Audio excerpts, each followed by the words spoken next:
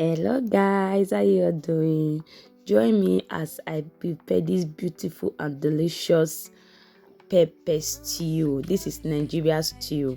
If you want to see how I make this stew, watch this video to the end. So guys, as usual, I always start my video at the middle of my cooking. I'm sorry for that. This is me frying my meat.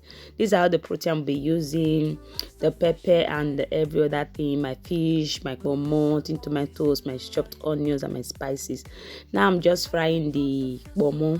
This is called cow skin in English, but my no in Nigeria we call it pomo, dry pomo, like this pomo. Okay, if you know, you know. Okay, let's leave it at that. So now I'm done frying it. I'm done frying that. I'm using this oil because I always like my stew to have some oil, not like dry stew. Now look so outdoor, and I don't like that. So I'm going to be frying my onions. After some while, I'm going to be adding all my spices, my curry, my thyme, my nut seasoning, and garlic.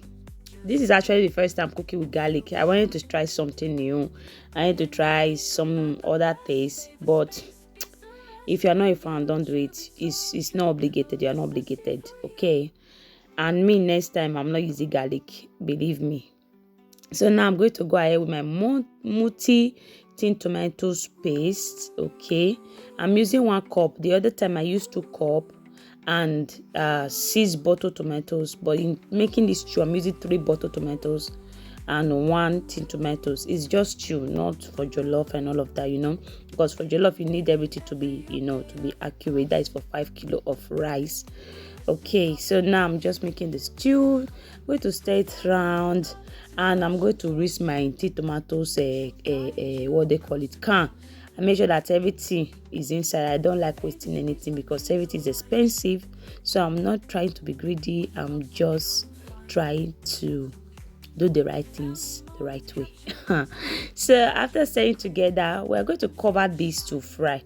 I'm using a lot of oil because I want to fry everything properly. As you can see, there is no water that I added again. Okay, it's properly dry. If you don't fry your tomatoes well, believe me, it's going to slap the air out of your mouth. That is just the bitter truth.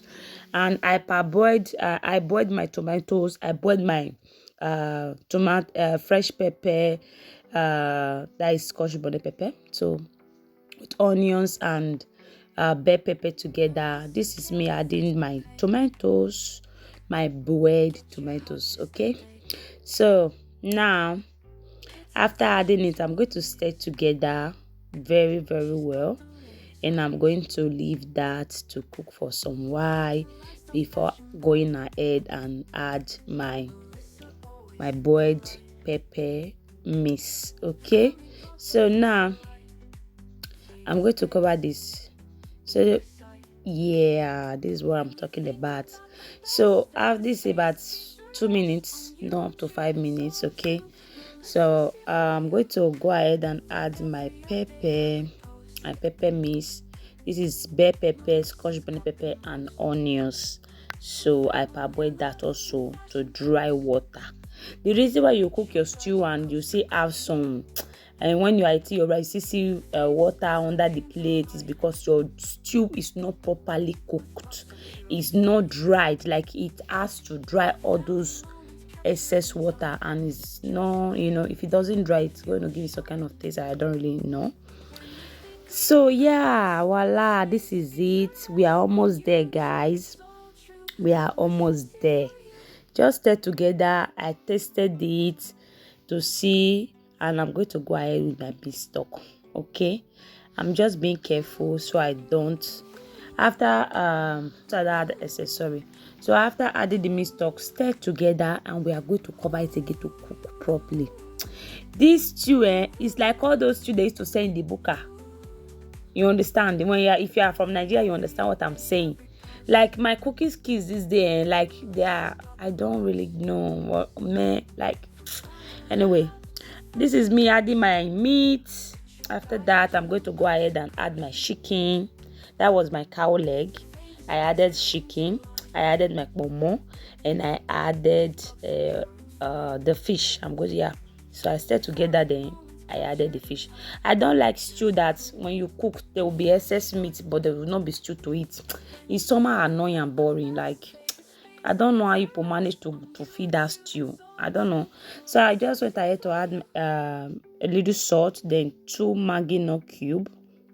Okay, if you notice, I don't cook with too much Maggi. So now add my no spices, just a little bit, and turn together. But right now, guys, right now, if you are not a fan of garlic, don't do this. Don't add it to your food. Yeah. So I'm adding this dry fish from Nigeria, all the way from Nigeria. Yes, from the motherland.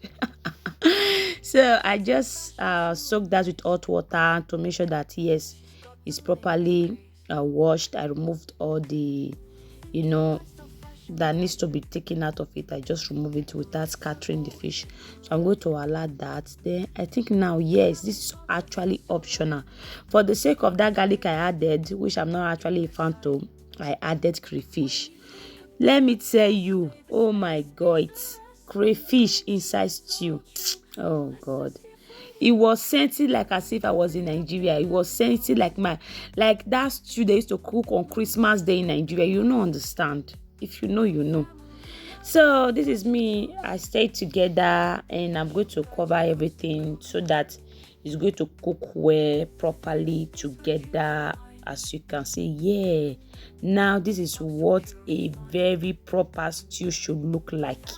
Okay, the oil must change color. The oil must God, I just feel like serving you guys this stew for you to test it.